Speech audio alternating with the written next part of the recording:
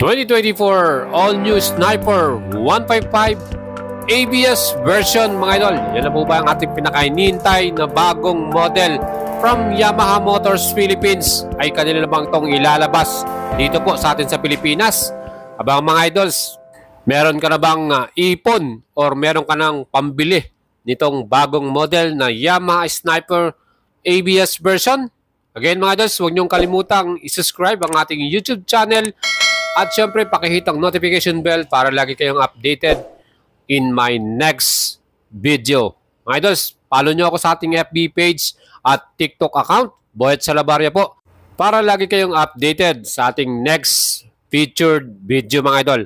Syempre napakadami po naghihintay nitong ating ABS version from Sniper 155 model ng Yamaha Motors Philippines. Ganitong ating standard version. Ang kanyang presyo, 123,900. Down payment, 12,400 at 36 months. Yan po yung babayaran natin. Meron din tayong R version, 129,900.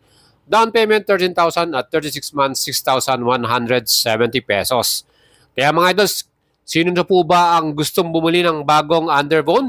Siyempre, alam naman po nating lahat, talagang super trending ng bagong labas na Honda Winner X 150. Siyempre, maporma naman talaga po. At siguradong magugustuhan mo rin dahil may ABS version na yon. At itong ating pinakainihintay from Yamaha Motors Philippines. Again, itong ABS version na Sniper 155. Ano po magiging presyuhan kaya nito pag nilabas ni Yamaha ngayong taon 2024? Nakita naman po natin, meron tayong R version na 129,900. Ano kaya ang magiging presyo ng ABS version? Pwedeng tapatan nila ang Honda, no? Maging 131,900 pesos din. Pero depende po sa Yamaha yan kung isasabay nila yan para sa presyuhan. Para mas maging competitive at maging panalo din sa mga ating mga buyer, no, sa mga customers. Siyempre kung tayo magkakaroon ng bagong model na ABS version, mas prepare natin na mas abot kaya natin yung presyo.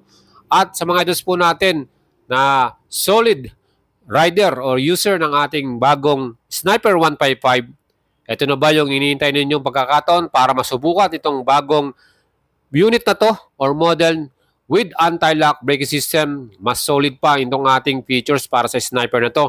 With assistant sleeper clutch, solid na magiging features ng ating bagong Sniper 155 ABS and sleeper clutch combination. Magandang safety features din yan, talagang solid ang stopping power natin at napaka-smooth din ng ating clutch system. And for the features mga idol, wala naman pong masyadong dinagdag. Again, same pa din yan. Meron pa rin itong socket charger, smart keyless system, plus LED lights para sa ating headlight and taillight. Siyempre pa, meron tayong hazard at passing light para sa ating Sniper. Mga idols, ang ating namang engine specs para dito, same pa rin yan, 155cc. Yan po ay naka single cylinder, single overhead camshaft, liquid cooling, fuel injection, at merong 6-speed transmission. Mga idols, itong ating bagong Sniper 155 with ABS, ano na po kaya ang magiging color version na dadalhin po dito sa atin ng Yamaha Motors Philippines kung sakali? At para sa ating dimension or sukat, yung ating wheelbase pa rin sa ating Sniper 1,290mm, ground clearance nito 150mm, at yung ating seat height ay 795mm. Meron naman tong total fuel capacity ng 5.4 liters at mileage or fuel consumption na 45 km per liter mga idol. Siyempre, ang max power po ng ating Sniper 155 ay 17.7 HP at maximum torque na 14.4 Newton meters. And sana sa pagdating po ng mga bagong model na to, yung mga color version po na dalhin ng Yamaha Motors mas marami tayong pagpilian. Gaya itong white color with gold cast wheel, ano? Ang gandang tignan. Itong yellow with black cast wheel, okay din yan. Siyempre yung ating kulay blue at yung Monster GP Edition, ano? Maganda rin yon. Kaya mga idols, kayo po, ano po yung mas prepare nyong color version para din sa ating bagong Sniper 155 na merong ABS? At yan po ang mga color na makikita natin sa bansang Vietnam, ano? Ang ganda nitong ating color black na to with gold decals and gold cast wheel. Panalo mga idols, mas mapormang tignan. Siyempre itong ating Monster GP Edition, ayan, napaka-solid niyan. Talagang poging-pogi ang datingan natin dito. Siyempre, pagka nilagyan nyo pa ito ng mga accessories or modification, mas lalabas yung kapugian yan. Kaya mga idols, kung kayo po excited na, mas excited din ako dahil bagong model yan, mas maganda, mas marami tayong pagpipilian at mas maraming choices po ang mga riders. Kaya ito, meron ng katapat ngayon ang ating Honda Winner X with single channel ABS lang po. Itong ilalagay din sa ating Sniper 155 na to. So ano kaya magiging version? Meron din bang tatlong version na ilalabas ang Yamaha Motors Philippines? Standard, R version, or itong premium version with ABS? Yan po yung ating gustong malaman sa gagawin po na next move ng Yamaha Motors Philippines. Kaya kung kayo excited, mas excited din ako dahil siyempre, eto, ibang usapan to. And isa lang masasabi ko mga idols, i-ready na po natin yung ating mga ipon, yung mga savings natin, yung pambili natin ng motor. Kung kayo po ay mas prepare nyo, mas gusto nyo tong ating Yamaha Sniper 155 design at yung kanyang style. Ngayong 2024, mas magiging kapanapanabik at mas matindi ang labanan ng underbone category para dito sa ating motor dito sa Pilipinas. And hoping ang Suzuki Philippines ay maglabas din sila at try naman nilang sumabay din dito sa mga bagong labas din na underbone from Honda Motors Philippines at Yamaha Motors Philippines. Kaya naman po, hindi lang tayo basta sa speed lang. Kailangan may feature din na napaka-solid. Ganitong safety features na anti-lock braking system.